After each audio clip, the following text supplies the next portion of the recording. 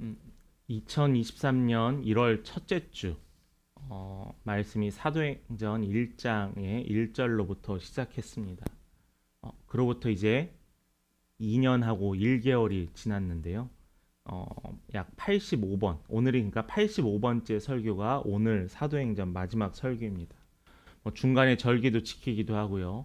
중간에 외부 강사 목사님께서 오시기도 하시고 또 다른 주제로 설교했던 적도 있습니다. 근데 2년 1개월, 이 85주라는 게 짧은 시간이 아닙니다. 정말 짧은 시간이 아니고 어떤 분은 사도행전의 목사님 보니까 4년을 가지고 설교를 하시더라고요. 쉽지 않은 시간이기도 했습니다. 그런데 이 우리 교회에서 이 사도행전으로 말씀을 전하게 된 계기가 있었습니다. 제가 개척을 준비하기 전에 이제 개척 3, 4년 차까지 준비를 계획을 세우고 개척을 시작하게 됐는데 그때 이제 3년 차와 4년 차에는 이 사도행전을 말씀을 가지고 교회가 더욱더 수적으로 부흥도 하고 또한 도약도 할 수 있는 이 사도행전의 말씀을 가지고 시작해야겠다라는 생각이 있었습니다. 물론 기도도 했습니다. 근데 마침 이제 3년 차가 코로나가 이제 거의 끝난 시기였었어요. 그러면서 뭔가 해보자 하는 그런 생각도 있긴 했습니다. 그런데 막상 시작하고 보니까요. 교회 안에 수적인 성장이 우선이 아니다라는 것을 자꾸 말씀을 해 주시는 거예요. 좋습니다. 수적으로 많이 예배 드리고 많이 성도들이 함께 찬양도 하고 어떤 사람들은 나와서 찬양 인도도 하고 많은 역할을 하면 좋겠죠.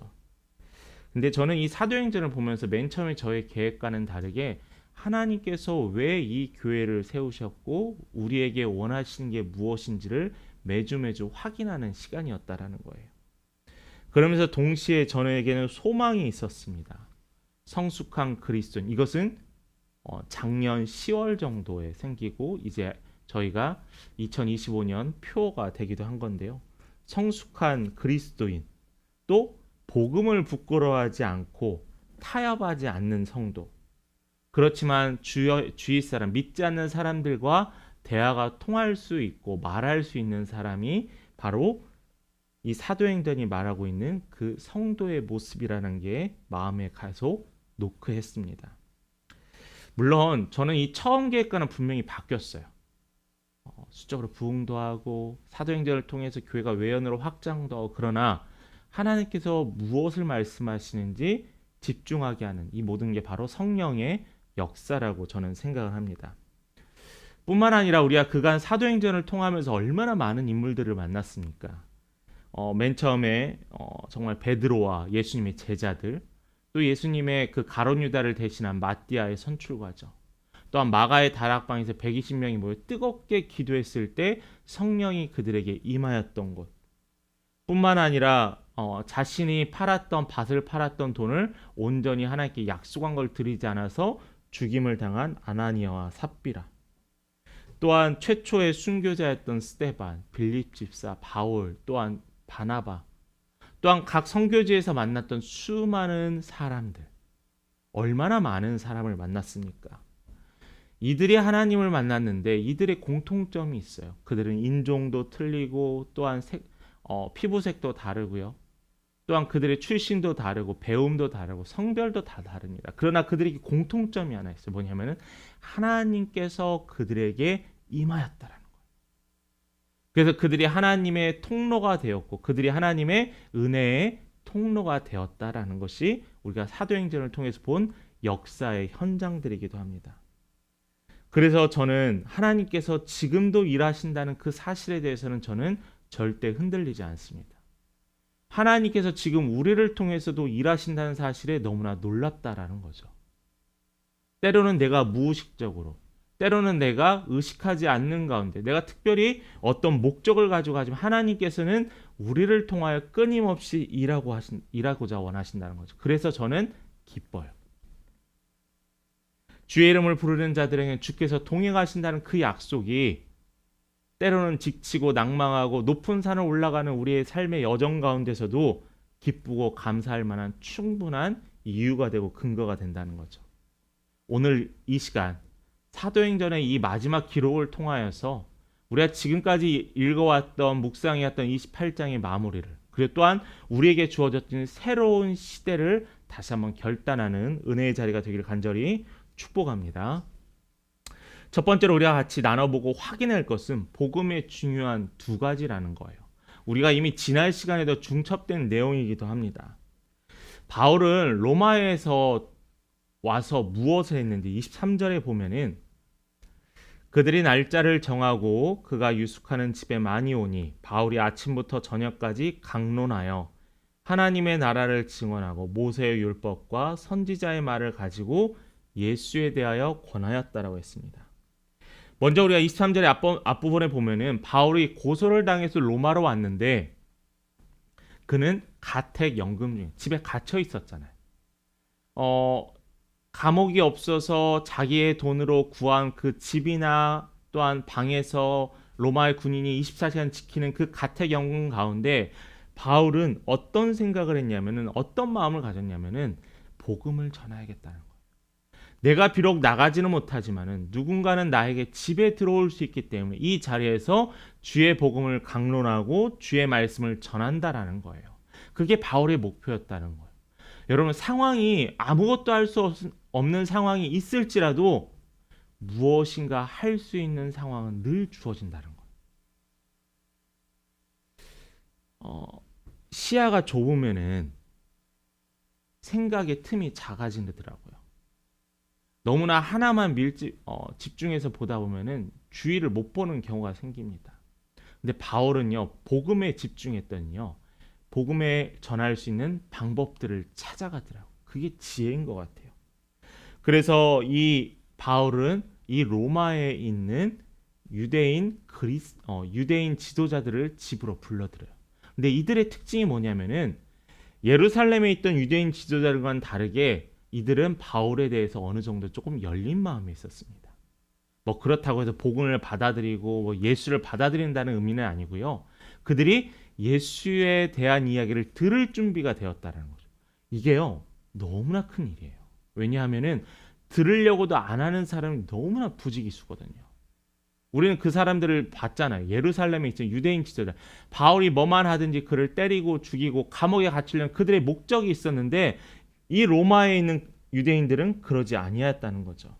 그래서 23절에 봤더니 그들을 향하여 강론했습니다. 아침부터 저녁까지 말씀을 전했다라는 거예요. 뭐에 대해서요? 하나님 나라와 예수 그리스도. 오늘 말씀의 제목같이 이 하나님 나라와 예수 그리스도가 오늘 말씀의 중요한 내용입니다. 바울이 전한 복음의 핵심 내용이라는 거죠. 복음이란 뭐예요? 우리가 너무나 잘 아는 요한복음 3장 16절, 하나님이 세상을 이처럼 사랑해서 그의 아들 예수 그리스도를 보내셨는데 우리의 죄로 말미암아 죽지 아니하시고 부활하셔서 우리를 그께서 하늘로 승천하셨다. 이 모든 기록을 믿는 자가 바로 복음, 구원을 얻었다는 거죠. 이게 복음의 말씀이에요. 그런데 여러분, 이게 핵심이고 이게 너무나 중요한 이야기지만 이것을 내가 이야기한다고 그 사람들이 바로 받아들이나요? 아니에요.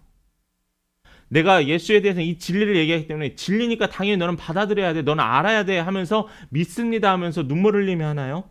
물론 그럴 때도 있습니다. 그런데 대부분은 거부해요. 아니, 얘기하는 그 상황조차도 피합니다. 불편해합니다. 이 진리라는 것은, 이 복음이라는 것은 복잡하지 않잖아요. 너무나 단순하잖아요. 하나님 나라와 예수 그리스도만 알면은 이 복음에 대해서, 우리가 들어갈 수 있는 이 하나님 나라에 대해서 완벽하게 알 수 있는데 우리는 자꾸 격가지로 눈을 돌린다는 거죠. 먼저 하나님 나라가 복음의 핵심이라는 것을 우리 확인해 보려고 합니다. 하나님은 자주 변하시는 분일까요? 아니요. 하나님은 한결같으세요. 태초에 하나님이 천지를 창조하셨을 그때부터 지금 이 시간까지, 그리고 하나님의 나라가 임재할 그날까지 하나님은 늘 한결같으실 거예요. 저는 그거 확신합니다. 하나님께서는 믿음의 조상인 아브라함을 통해서 아브라함에게 뭘 약속하죠? 하나님의 나라를 약속했어요. 뿐만 아니라 이스라엘 백성이 애굽에서 노예로 잡혀 있다가 출애굽하여서 그들에게 하나님께서는 하나님의 나라를 그들에게 약속해 주셨습니다. 이런 것들을 보고 또한 구약 성경에 보면은 이스라엘 백성들 끊임없이 이야기하는 거는 하나님의 나라가 너의 것임이라라는 말을 끊임없이 하나님께서 선지자를 통해서 이야기하신다는 거죠. 물론 구약에만 멈춰 있던 사건이 아니라 신약에서도 이러한 주장이 일어났는데 세례 요한이 예수께서 오시기 전에 뭐라고 했어요? 하나님의 나라가 가까이 왔다라고 하잖아요. 하나님의 나라가.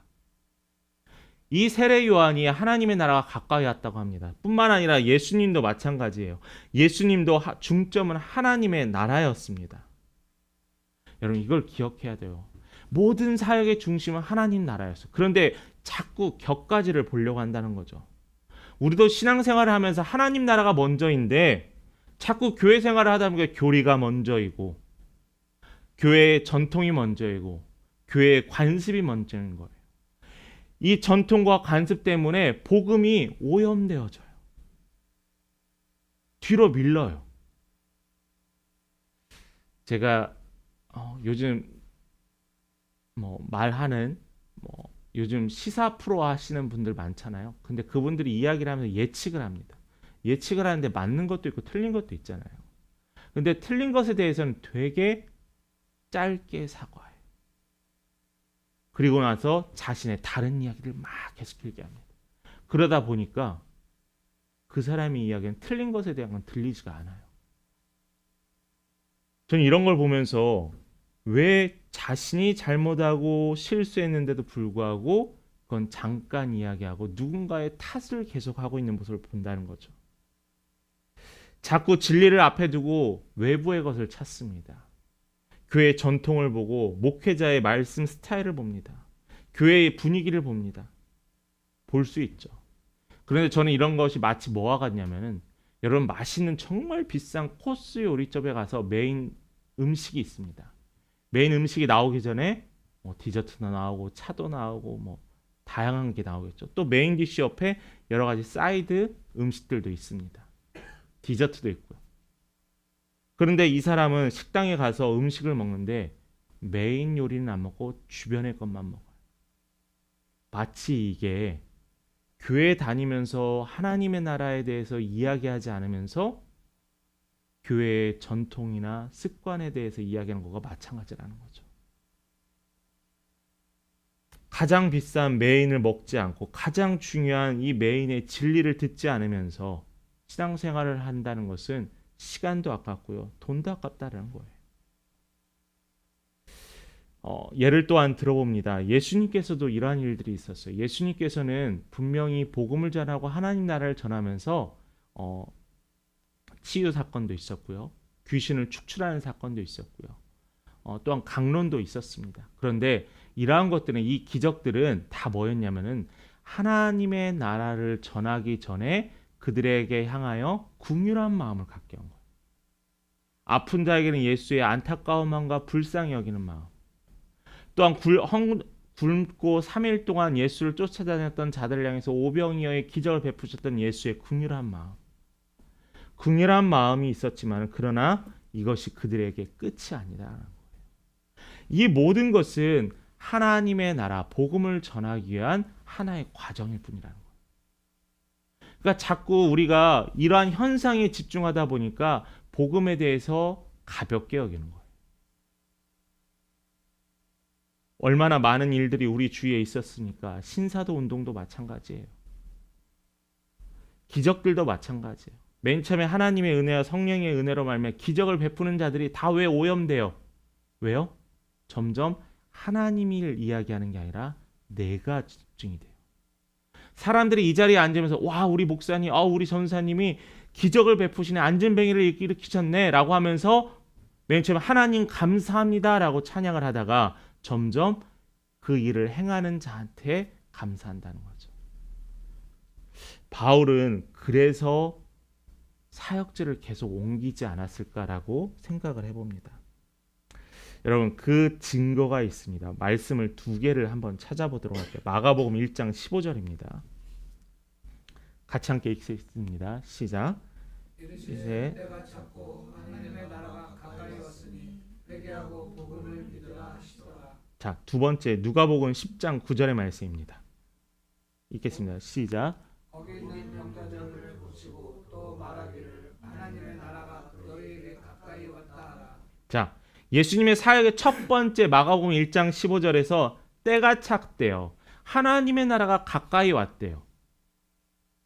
또 누가복음 10장 9절에 예수께서 제자들을 이제 파송하는 장면이었습니다.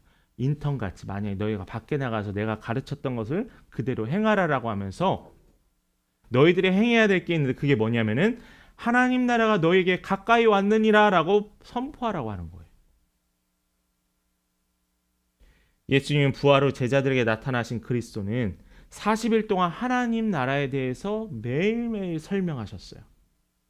여러분, 우리에게 구원은요, 하나님 나라예요.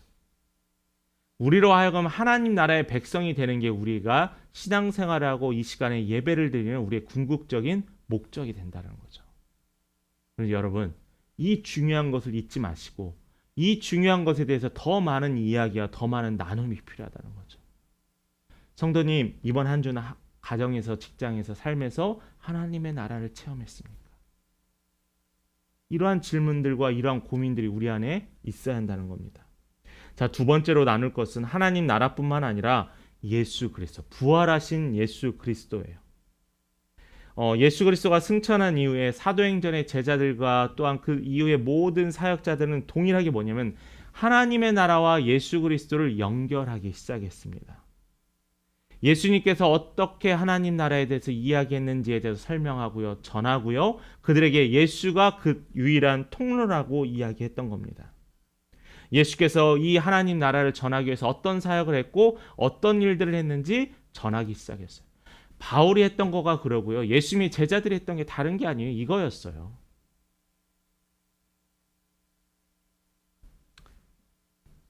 그게 하나님 나라를 전하는 것이 가장 중점이었습니다. 예수 그리스도의 십자가에서 죽으심과 부활하심으로 말미암아 모든 믿는 자에게는 이 소망이 생겼습니다. 그래서 우리에게 뭐라고 얘기해요?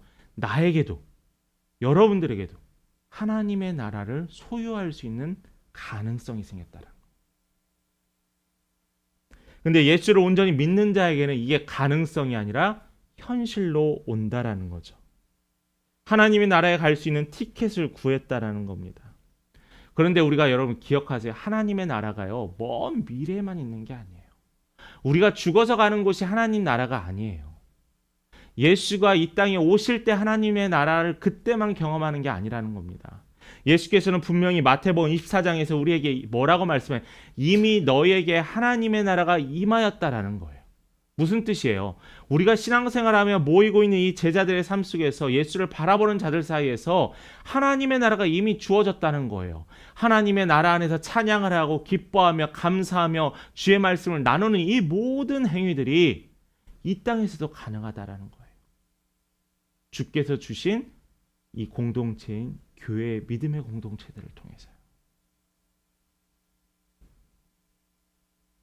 그러면서 우리에게 뭐냐면은, 야, 너희들 내가 올 때 하나님의 나라를 체험하는 게 아니라 너희들이 이미 이 땅에서 미리 맛보고 있어라 라는 거예요. 함께 모여서 기도하고 찬양을 하고 나서 집회가 마무리됐습니다.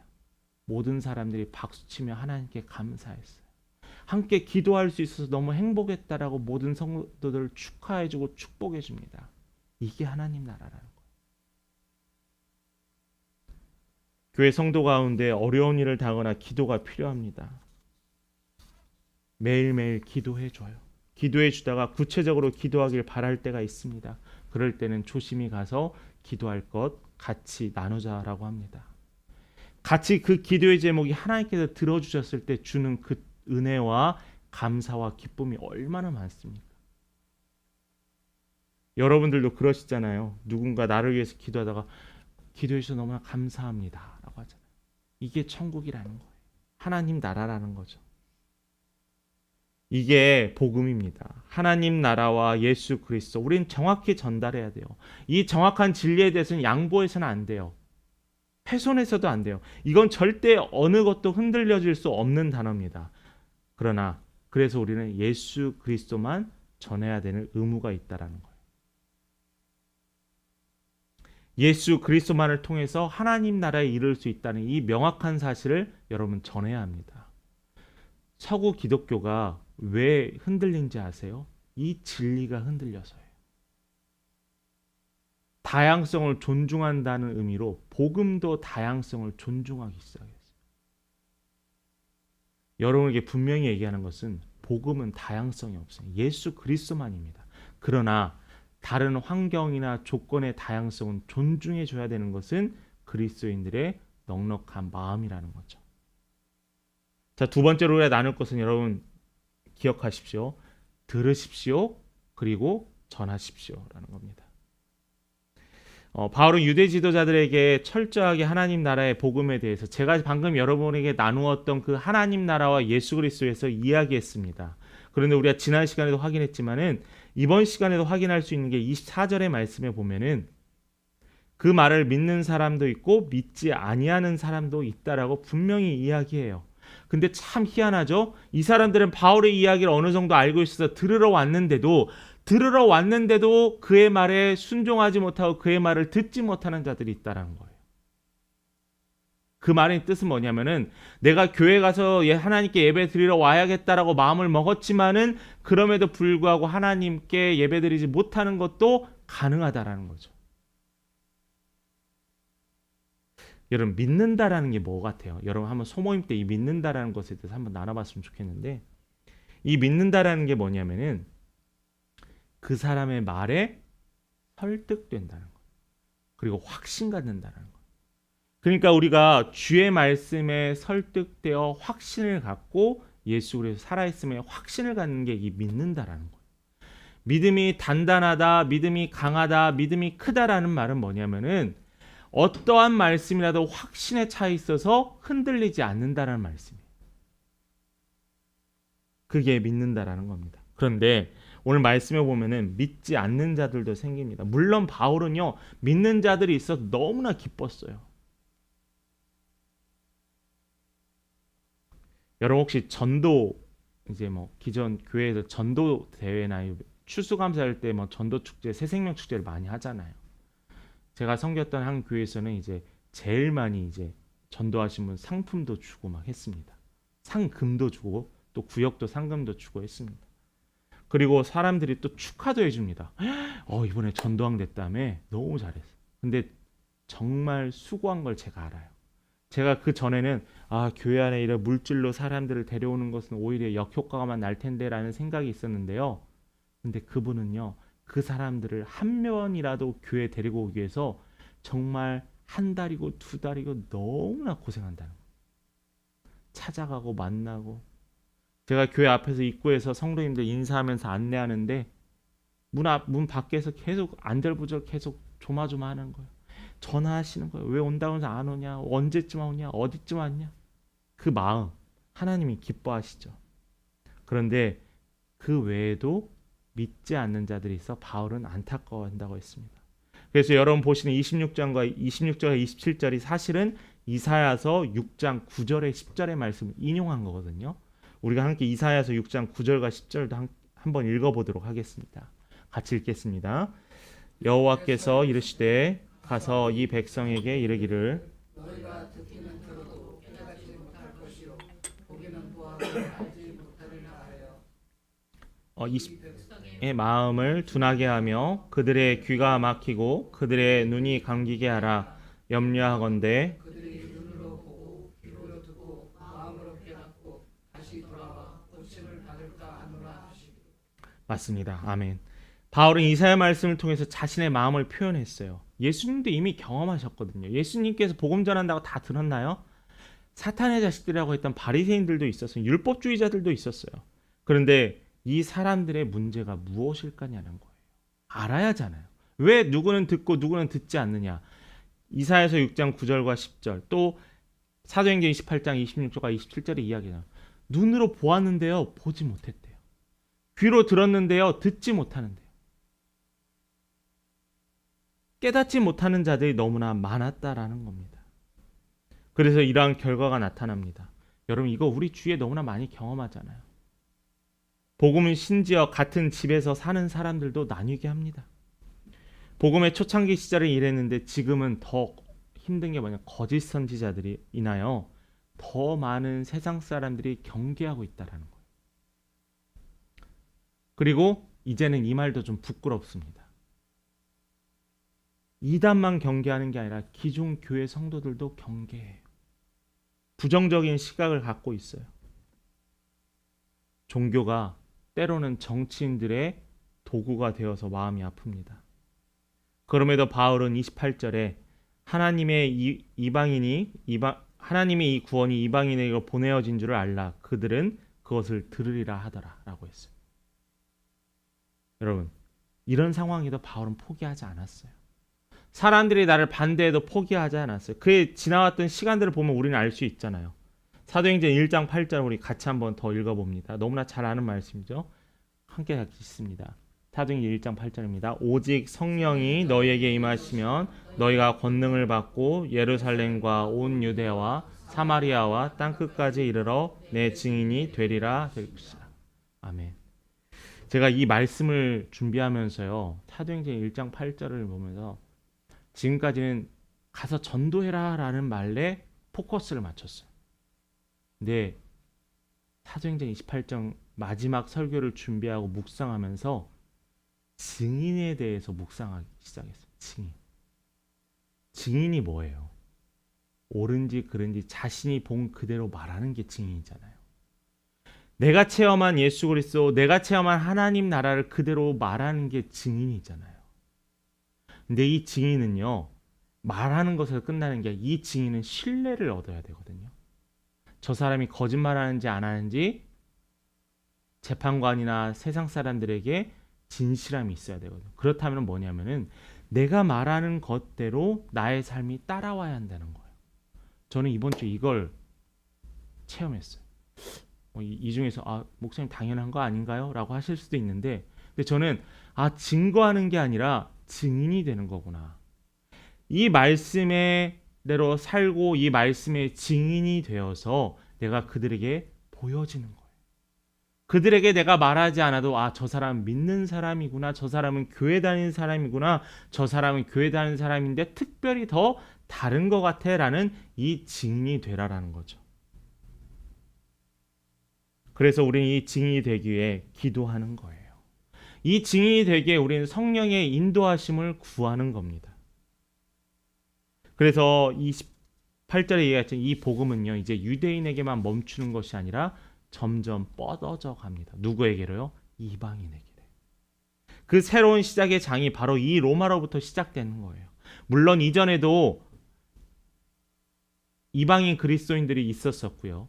또 이방인들을 향해서 복음도 전했었습니다. 그러나 이제는 본격적으로 이 세상의 중심이었던 이 로마를 중심으로 복음이 곳곳으로 뻗쳐가는 거예요. 아시아로, 유럽으로, 아프리카로 곳곳으로 뻗어져 간다라는 거예요. 그리고 이것은 우리의 사명이 되었던 겁니다. 사명. 이 전파되고 또 앞으로 교회를 통해 복음이 이방인들에게 계속 전해질 수 있는 계기를 바로 이곳에서 선포하셨습니다. 31절의 말씀을 마지막으로 한 번 더 봅니다. 하나님의 나라를 전파하고요. 예수 그리스도에 관한 것을 전한다라고 했습니다. 근데 어떻게 전한대요? 여러분 볼까요? 담대하게 거침없이 가르친다고 했어요. 와, 정말 맞아요. 바울은 이미 담대하게 복음을 전했고요. 거침없이 전했습니다. 그런데 이 말은 누구에게 하는 말이냐면은 우리에게 하는 말이에요. 하나님의 나라를 소개하고 전파하고 예수 그리스도에 관한 모든 것을 전하라는 거예요. 담대하게. 그러기 위해서는 예수를 알아야 하고요. 그러기 위해서는 예수를 체험해야 돼요. 내 안에 특별한 경험과 체험이 있어야 돼요. 하나님이 나의 아버지시다는 걸 나의 체험이 있어야 돼요. 그러기 위해서 우리는 주를 더욱더 구하고 쫓아야 한다는 거죠. 복음이 이렇게 유대인에게서 이방 민족들에게로 이제 또 예루살렘에서 온 세계로 뻗어져 가게 되었습니다. 그러면서 이 사도행전은 마무리되어요. 우리 시대가 참 어려울지라도 강팍할지라도 나의 마음이 우리의 마음이 하나님께 열려 있다라면은 우리에겐 가능성이 있지 않을까요? 우리에게는 힘과 계기가 있지 않을까요?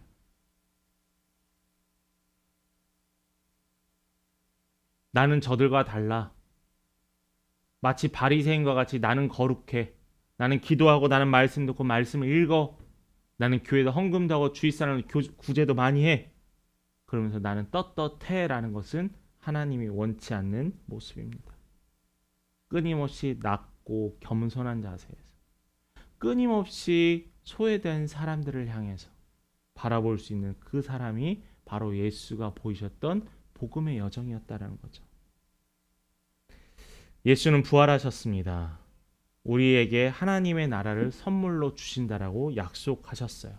그러면서 여러분 확신을 가지십시오. 그런데 이 확신을 가지면서 여러분 이런 의문이 생기죠. 이 명확한 진리가 있는데 왜 많은 가짜들이 생기는가라는 거예요. 우리 여성분들 어떤 선물 받고 싶으세요? 샤넬 가방? 제가 아는 그 수준이 최고입니다. 저는 샤넬 가방 정말 비싸더라고요. 각 가방마다 1년 번호가 있다고 하더라고요. 근데 그것 말고도 그 외에 얼마나 많은 뭐가 있죠? 가품들이 있죠. 가품이란 못 알아주시면 짝퉁이라고 하겠습니다. 근데 왜 짝퉁들이 이렇게 많을까요? 왜냐하면은 이게 정말 비싸고 사람들이 귀하게 여기니까요. 예를 들어 봅니다. 정말 너무나 널려 있는 물건이 하나 있습니다. 숟가락이 하나. 이 숟가락 그냥 쉽게 살 수 있어요. 이것을 누가 가짜로 만드나요? 아니에요. 너무나 소중하고 이게 진리고 가치 있으니까 이걸 위해서 가짜가 만들어지는 거예요. 주의 복음도 마찬가지입니다. 주의 진리가 진짜이기 때문에 예수만이 우리의 구원자라고 우리는 확신하기 때문에 그렇게 말씀하셨기 때문에 이 외에 가짜들이 너무 많이 생기는 거예요. 마치 내가 예수인 양, 마치 내가 하나님인 양, 내가 마치 다윗인 양, 내가 마치 교회의 주인인 양, 가짜들이 만들어졌다고 합니다. 복음을 전하면 당연히 방해가 있을 수밖에 없어요. 거부해도 민망하지 마세요. 그런데 우리는 낙심할 필요가 없습니다. 우리는 뿌리고요. 거두게 하신 이는 누구시라고요? 하나님이시라는 거죠. 저도 기도하고 고민하고 있습니다. 어떻게 하면 한 명이라도 더 복음을 들을 수 있을까? 한 명이라도 더 교회와 가까워질 수 있을까? 어떻게 누구라도 잘못된 시각을 바꿀 수 있을까라는 거죠. 그러기 위해서 교회 오픈도 하고요.